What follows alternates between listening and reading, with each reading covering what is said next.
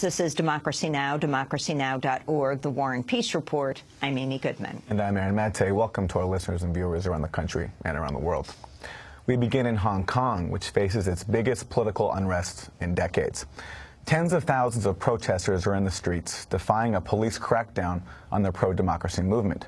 This new round of protests began last week when thousands of college students launched a boycott to oppose China's rejection of free elections in 2017. The protesters won an open vote, but China's plan would only allow candidates approved by Beijing. After a three-day sit-in, police used tear gas and pepper spray to disperse the crowds. But that only fueled a public outcry, which brought even more into the streets, with estimates reaching up to 200,000 people. The mood turned festive on Monday, with the scene of a massive street party taking over key parts of the central business district. The government claims it's pulled back riot police and has urged protesters to leave. But on Monday, Hong Kong's second top local official, Carrie Lam, rejected heeding the protesters' demands. I have to stress that it remains our most important objective to achieve universal suffrage in the selection of the chief executive in 2017, and we will work according to that objective. It would not be entirely realistic to expect us to reverse the whole decision of the National People's Congress Standing Committee. Protest leaders have vowed to remain until the resignation of Hong Kong city leader Leung Chun-ying and a free vote for his successor. Originally organized by the group Occupy Central, the protests have been dubbed Umbrella Revolution for the umbrellas protesters have used to protect themselves from the tear gas.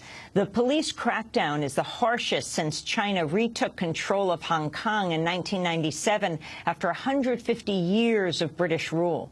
Since then, Hong Kong has operated under different economic and political systems than mainland China as part of a policy known as one country, two systems. The crackdowns being felt in mainland China, where the government has blocked the mobile photo-sharing app Instagram and heavily censored references to Hong Kong on social media.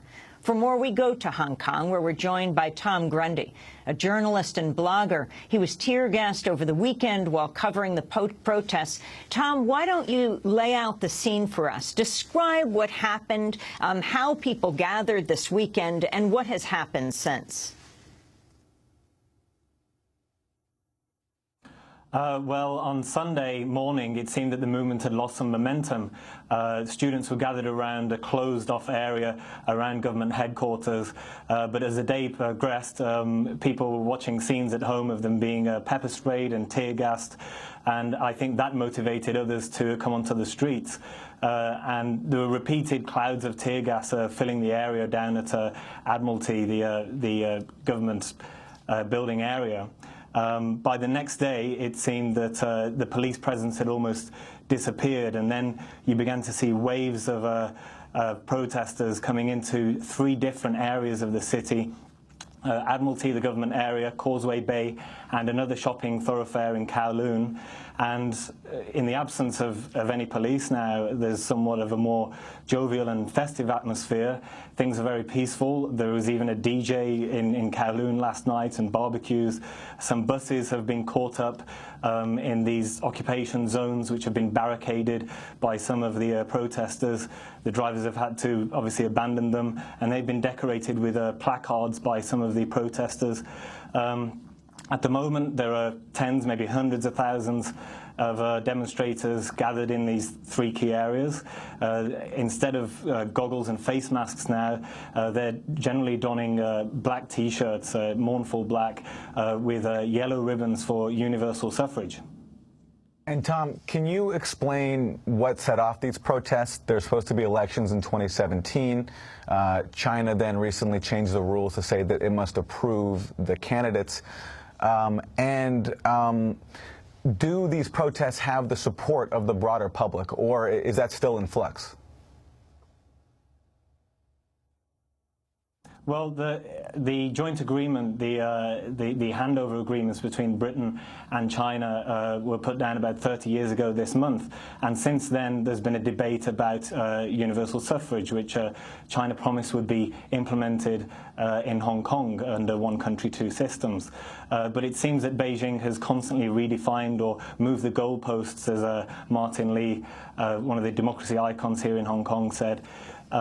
So I think there is a lot of frustration, and the Occupy movement here, Occupy Central, Central being the central business district, has been discussed for more than a year and a half.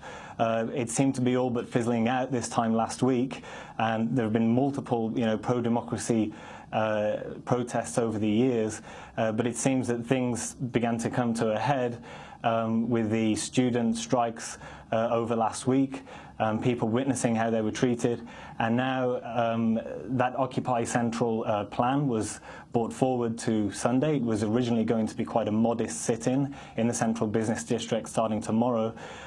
So that began on Sunday. The students and the Occupy movement seemed to merge under this umbrella movement, umbrella revolution. And as we go into 2 public holidays now, it leaves just Friday before the weekend. It seems that the momentum will just continue. Every night, more and more protesters have come onto the streets.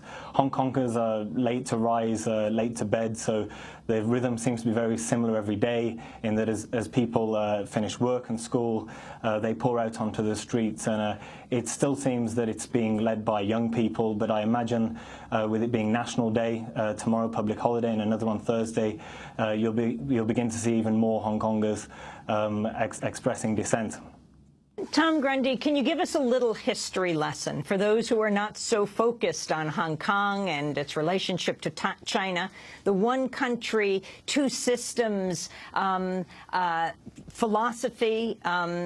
Go back to Britain and what happened with the transfer, and then what exactly those people in Hong Kong who are protesting are calling for today? Yes, in 1984 it was negotiated between Britain and China that the territory would be handed over to Beijing, and it would be a special administrative region. So the way of life, they said, of Hong Kongers would be maintained. It has its own monetary immigration policies. There is no censorship. It is quite separate to the mainland in many ways. Since 1997, when the handover happened, people have felt that there has been a slow erosion of civil liberties. And although approval of Beijing was perhaps at an all-time high in 2008 during the Olympics, it has slowly declined to an all-time low now. And particularly under the current leadership here in Hong Kong of CY Leung, it has come to a climax, I suppose, with these annual democracy protests where people are asking Beijing to fulfill its promise within the one country, two systems agreement of one person, one vote. At the end of August, the National People's Congress in Beijing said that, in fact, the an election committee of just over 1,000 people would be selecting 2 or 3 candidates from which everyone could choose from. And Occupy Central said that as a protest of last resort, they would stage the sit-in you're now seeing all over the city. I think some people find Occupy Central quite controversial, and it's obviously illegal civil disobedience methods. They don't have permission. You have to usually get prior permission to protest in Hong Kong. But certainly many are sympathetic to the students and how they were treated by the police. And when surveys are done in Hong Kong, most people basically believe in having, some degree of democracy here, as was promised in its 50 years of autonomy agreement with Beijing. It's unclear when that expires in 2047 whether Hong Kong will look more like the mainland or the mainland will look more like Hong Kong. But there is a freedom of protest in Hong Kong, and they're certainly expressing it now. Tom, Hong Kong has a poverty rate of 20%, but also a surging number of millionaires and billionaires. How does inequality fit into these protests? Yeah, Hong Kong has actually the widest rich-poor gap in the developed world.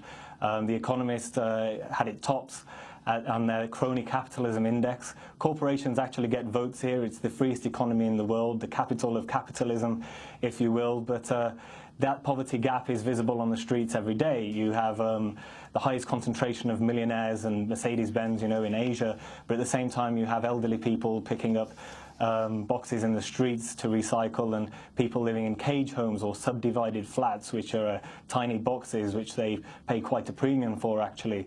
There has been some criticism that the Occupy and pro-democracy movement over the years have failed to identify with these social issues and link them to democracy. Some people feel perhaps that the Occupy movement is a little high-headed with its constitutional reform kind of language, but I think it is true that if people are properly represented, then they may get, obviously more of a say in some of the lack of social welfare, for instance, in Hong Kong, and that ever-increasing poverty gap. Fearing we'll lose the satellite, let me just ask you about the crackdown on social media and the overall police response.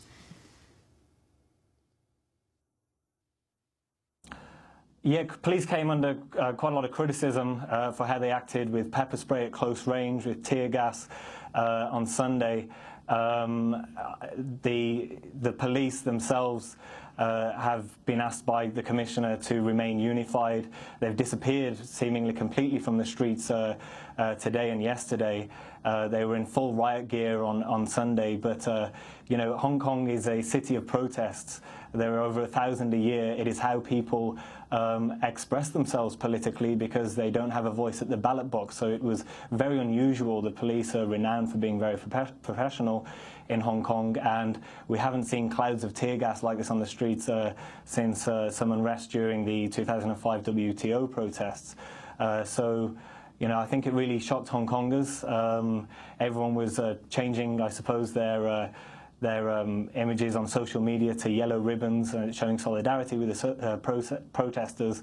And as you see now, there are tens, perhaps hundreds of thousands sitting down in the streets in these three key areas all over Hong Kong.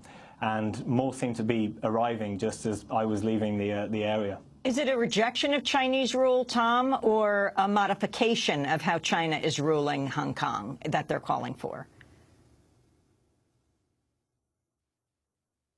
I'm sorry, could you repeat the question? Is it a rejection of Chinese rule or a modification of how China is ruling Hong Kong that the protesters are calling for? Some people feel that what has happened is somewhat of a modification in itself. People are not anti-China, people are Chinese, this is part of China. But what the protesters are calling for is for Hong Kong's leader, CY Leung, to step down. He's deeply unpopular, approval ratings are an all-time low now. And they want the constitutional reform package to be revised so that people have more of a say in who they get to vote for. At the moment, for instance, the functional constituencies system, which is quite complicated, gives corporations thousands of votes which would normally go to people. For instance, the metro system, the MTR, gets tens of thousands of votes, and it's actually partly owned by the government. So you have an absurd system whereby the government is voting for itself, and the chamber, the Legislative Council here, is dominated by pro-Beijing figures.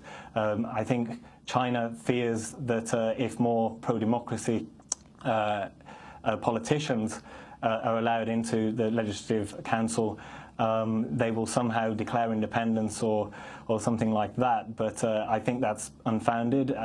China is also concerned about its own situations in places like Tibet and Xinjiang, and how these protests might spread. They are very much in the greatest tradition of civil disobedience. The organizers have been citing Nelson Mandela, Martin Luther King, and it really is a textbook example in how people are helping each other. There are boxes and boxes of supplies. People could probably hang around for days. People are giving out free meals, sharing food, actually putting signs onto closed businesses and abandoned cars which are caught between barricades, apologizing for the inconvenience. They are possibly the politest protesters in the world, and I am not sure where else you would see such scenes. Do you think these protests could possibly spread, for example, to Beijing? It's hard to tell. People often utter Tiananmen Square 1989 in the same breath as what is happening here. I don't think there'll be similar scenes in Hong Kong, but perhaps China is concerned about similar scenes emerging, in the mainland, and that's why you've seen the greatest yet social media censorship effort by Beijing, and it's a complete blackout. But I was told today that young people in the mainland are certainly aware of what's going on. As to what will happen next, there are a couple of public holidays. I imagine this will just continue until the government makes more of a concession or CY Leung steps down. I think it's not beyond feasibility in that in 2003 you had almost 1 million people on the streets here, and they managed to oust the first leader of Hong Kong, Tung Chee-hwa. So we could see a repeat of that. These protests are certainly broader, so we'll see what happens tomorrow.